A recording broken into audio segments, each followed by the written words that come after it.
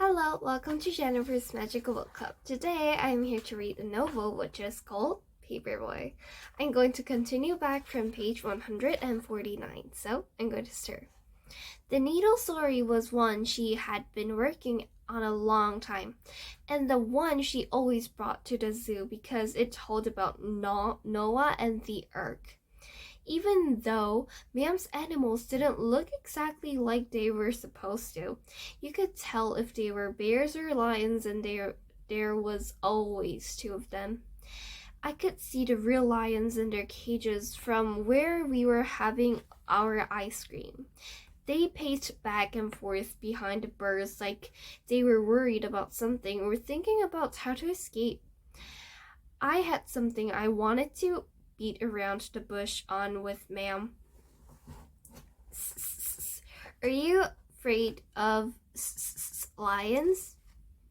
Mam kept her needle going in and out while she talked.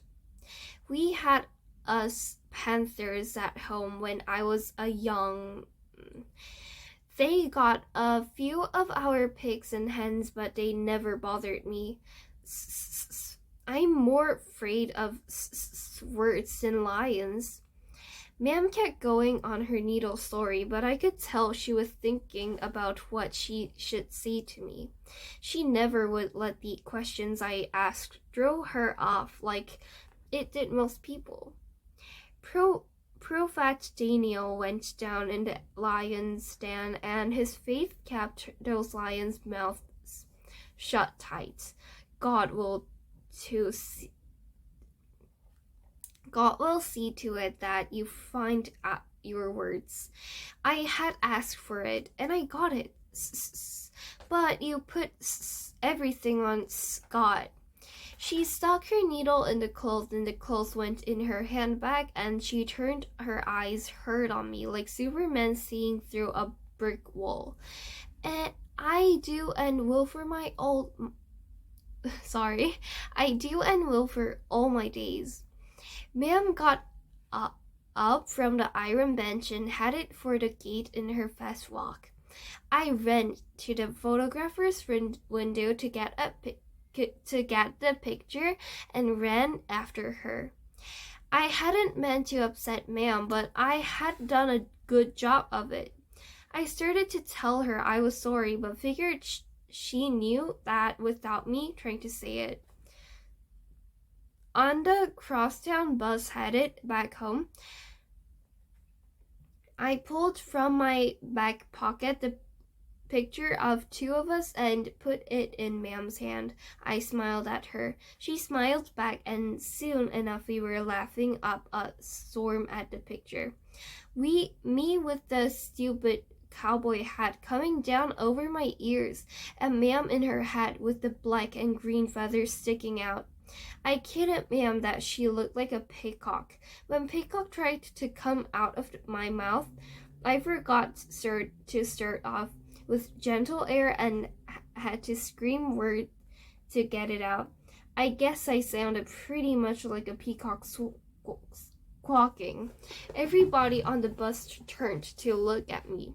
But Mam and I were laughing so hard that I didn't take the time to stop and think about getting embarrassed. When Mam and I got home, it was time for me to change into paper throwing clothes.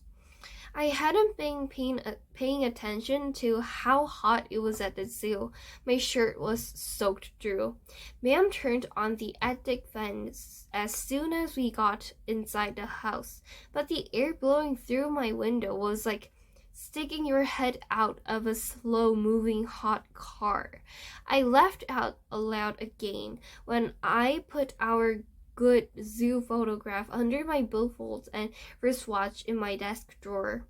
Mam smiling with her peacock hat on sure enough was a sight for sore eyes. On my way out the back door, Mam was at the kitchen sink washing pots. I tiptoed up behind her and grabbed to untie her apron strings. I yelled as loud as I could so there wouldn't be a chance of any stuttering. Ma'am's a peacock! Ma'am whirled around acting like she was surprised when I knew she really wasn't. She flicked her wet hands at me. I'm gonna whoop me a peacock if you don't behave. Ma'am was always saying that she going to whoop me, but she would have walked barefoot across Egypt before she even thought about spanking me. I like to hear her say it anyway, and I made a promise to myself that I was going to listen in my parents' church and try to understand how God went about doing things. When I first learned about praying to God, I prayed every night that I would wake up the next morning and be able to talk right. The next day, I would always come with me stuttering on the first word I tried to say. So I finally gave up on God helping me. I never told Ma'am I had given up on God helping me because I knew it would upset her. So this is the end of chapter 12. So I'm glad, I hope that you would like this book, and I am eager to finish this book with you guys. I hope you enjoyed this book, and thank you for listening. I hope you have a nice day. Thank you. Bye.